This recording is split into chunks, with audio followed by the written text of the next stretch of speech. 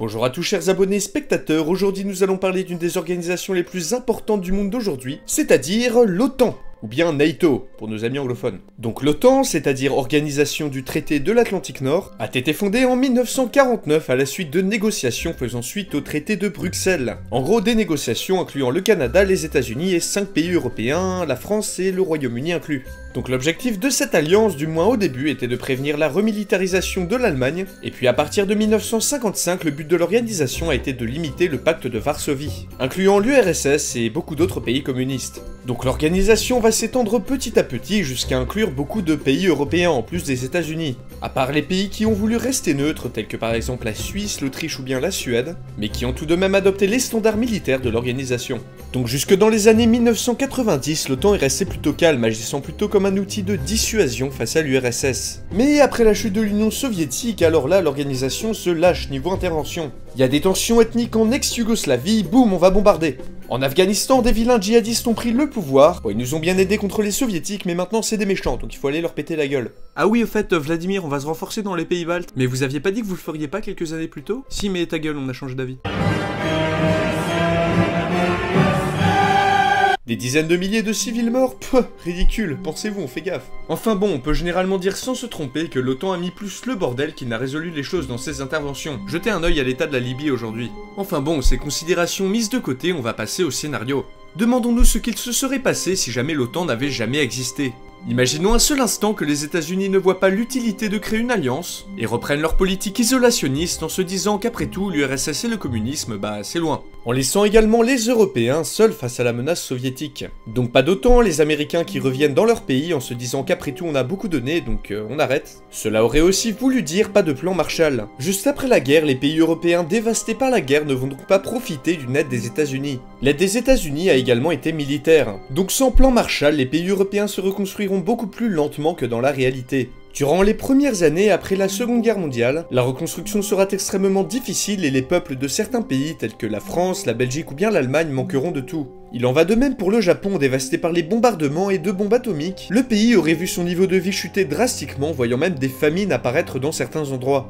Pas de création de l'OTAN signifie qu'il aurait été très peu probable que l'URSS crée le pacte de Varsovie, qui en réalité a été créé en réaction à l'OTAN, ce qui a d'ailleurs été un facteur d'escalade entre les États-Unis et l'URSS. Sans plan Marshall et sans les États-Unis en Europe, Joseph Staline, le leader de l'URSS, va en profiter pour étendre son aire d'influence. Dans les premières années suivant la fin de la Seconde Guerre mondiale, différents pays pourront tomber dans le communisme, par exemple des pays d'Europe centrale, la Grèce ou bien la Turquie. L'Allemagne de l'Ouest aurait également pu éventuellement, mais les armées françaises et britanniques n'auraient jamais laissé ça se produire. Dans ce scénario, le communisme en Europe s'étend beaucoup plus. En Asie, sans l'intervention américaine, la Corée du Nord aurait annexé la Corée du Sud. Et le Japon aurait également pu être menacé. D'ailleurs, Staline, en attendant que quelqu'un ou quelque chose ne s'oppose à lui, aurait pris tout ce qu'il aurait pu. Il est probable que face à la menace grandissante posée par l'Union soviétique, les pays d'Europe de l'Ouest veulent s'unir beaucoup plus rapidement que dans la réalité. On peut donc imaginer, peu après la fin de la Seconde Guerre mondiale, la création d'une union militaire en Europe afin de contrer l'URSS, ce qui aurait un peu calmé les ardeurs de Staline. En effet, après la guerre, le communisme avait l'occasion de s'installer dans certains pays de manière plus ou moins violente, avec des guérillas comme en Grèce ou bien même de manière politique comme en Europe centrale, mais même sans les États-Unis en Europe, il aurait été assez peu probable que Staline envahisse toute l'Europe de l'Ouest. Déjà, l'armée rouge était épuisée et l'URSS avait perdu des millions et des millions d'hommes durant la Seconde Guerre mondiale, et ensuite, même si certains des pays d'Europe de l'Ouest disposaient de nombreux sympathisants communistes, les conquérir n'aurait pas été une partie de plaisir pour l'armée rouge et les garder sur le long terme non plus. Selon moi, Joseph Staline aurait préféré l'option politique en finançant par exemple le Parti communiste en France. Sans la création de l'OTAN, l'Allemagne de l'Ouest serait également restée très peu autonome. En effet, ce sont les États-Unis qui ont fait pression sur les pays européens afin de réarmer l'Allemagne pour contrer la menace communiste. Mais sans l'organisation et les pressions des États-Unis, le souvenir traumatisant de la guerre empêchera les Français et les Anglais d'accorder un peu de liberté à l'Allemagne. Une petite armée allemande pourra éventuellement être créée, mais la majorité du territoire restera sous contrôle franco-anglais.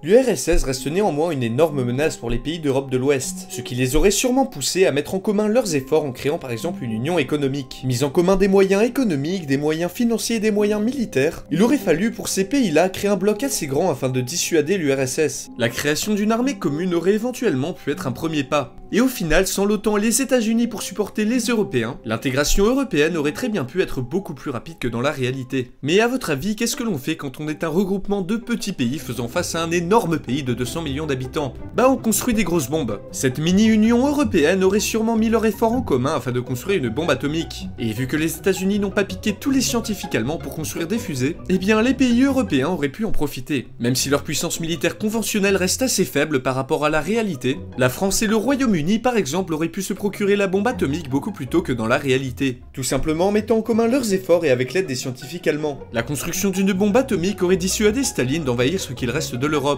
Mais n'oublions pas que la mouvance communiste dispose de nombreux adhérents, notamment en Italie et en France. Il est très probable que Staline ne se gêne pas afin de déclencher des mouvements de grève ou bien même des mouvements insurrectionnels dans les pays concernés. D'ailleurs, le communisme s'étendra dans le reste du monde. Donc on a déjà dit bye bye à la Corée du Sud, on peut également dire bye bye à Taïwan qui va se faire annexer par la Chine, et du côté de l'Amérique du Sud ou même dans certains pays d'Afrique, le communisme sera également bien présent. Donc si le communisme arrive sur le continent américain, les États-Unis ne resteront sûrement pas sans rien faire. Il est très probable que l'oncle Sam tienne à garder une zone de sécurité autour de son pays, en décrétant par exemple que l'Amérique du Nord et l'Amérique centrale c'est niet communisme. Au Moyen-Orient, l'État d'Israël aurait sûrement été balayé par les armées arabes. Grâce à l'aide du Royaume-Uni, il aurait éventuellement pu résister à une ou deux invasions, mais bon, sans l'aide des États-Unis et avec l'URSS qui soutient les pays arabes, il n'aurait pas tenu bien longtemps. Si des dictatures socialistes se mettent en place au Moyen-Orient, les tensions ethniques et religieuses auraient éventuellement pu être calmées, pour un temps en tout cas. Un non-interventionnisme des États-Unis aurait tout changé.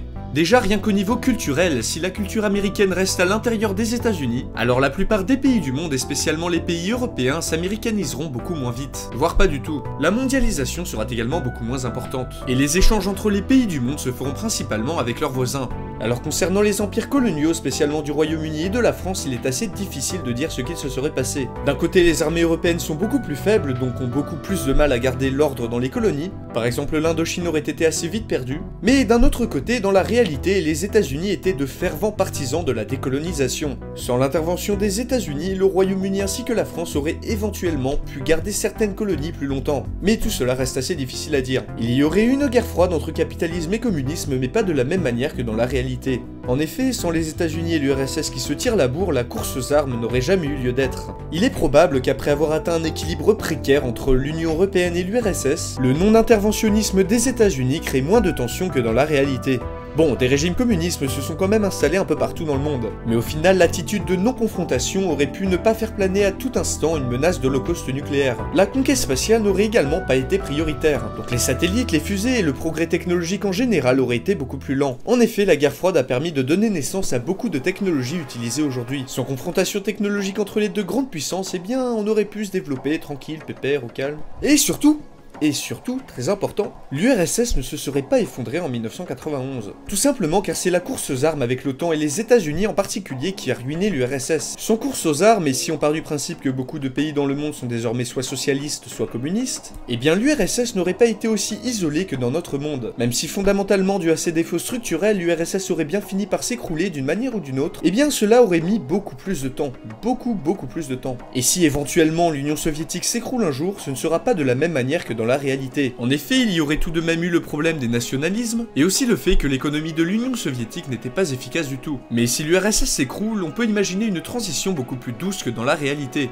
Dans notre monde, les États-Unis sont arrivés avec leurs grosses pattes et ont dit « Vous inquiétez pas, on va faire une thérapie de choc, faites-nous confiance ». Résultat, écroulement de l'économie, du niveau de vie, corruption, une catastrophe totale, et ça dans plus ou moins tous les pays de l'Est. Donc si on part du principe que l'URSS s'écroule beaucoup plus tard que dans la réalité, que les États-Unis ne viennent pas mettre leurs grosses pattes dedans, et que les Russes ne s'amusent pas à faire la révolution comme en 1917, eh bien l'URSS aurait pu évoluer en une nouvelle entité, probablement séparée en plusieurs pays, mais pas de la même manière que dans la réalité. Par exemple, la Russie de ce scénario aurait pu garder dans son territoire les parties des autres pays où les russophones sont majoritaires. Par exemple, certaines parties du Kazakhstan, de l'Ukraine ou bien de la Biélorussie. Quoi qu'il en soit, la carte de l'Europe aurait été changée drastiquement. Le monde aurait-il été meilleur? C'est à vous d'en juger. N'oubliez pas que le scénario présent dans cette vidéo n'est qu'un des nombreux scénarios possibles. Je vous invite donc à mettre vos avis et vos propres scénarios dans les commentaires que je lirai bien évidemment. On arrive à la fin de cette vidéo. Si tu as passé un bon moment et que tu l'as apprécié, n'hésite pas à mettre un pouce bleu et à t'abonner en cliquant sur Staline. Je dispose d'une page Facebook, d'un Twitter et également d'une page Tipeee.